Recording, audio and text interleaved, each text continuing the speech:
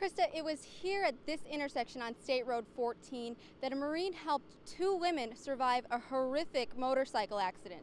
Now, as you can see, there's not a lot out here, just some cornfields behind me, so he had to use whatever resources he could find to help the two women survive.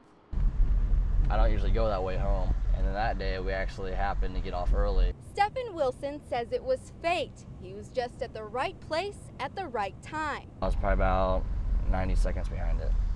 The 21-year-old drove west down State Road 14 to see this. Two ladies were laying on the ground, and then there's a motorcycle laying on the ground. 54-year-old Terry Penrod was riding her motorcycle with her friend, 53-year-old Susan Raber, when they were hit by a car that was trying to pass them. Wilson ran to help. He knew the women were running out of time.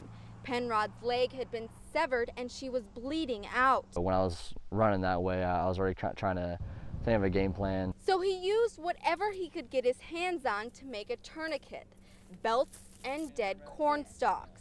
When you're trying to stop bleeding on an amputation like that, you want to get 4 inches above the knee.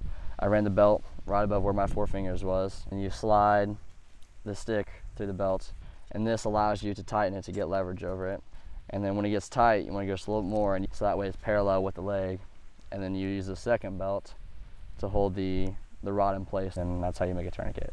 Wilson got the bleeding to stop and waited with the women for 7 minutes before emergency crews arrived and they were airlifted to the hospital. Just stayed with her, held her hand, and talked her through it. Wilson says his Marine Corps training just kicked in. When you get to a situation like that, you don't even think about it, just repetition takes over. Because of Wilson, both women survived. Police officers telling me is that she would have bled out, and more than likely she wouldn't have made it. Kosciuszko County did give Wilson an award for his heroic act, but he says he just did what he was trained to do.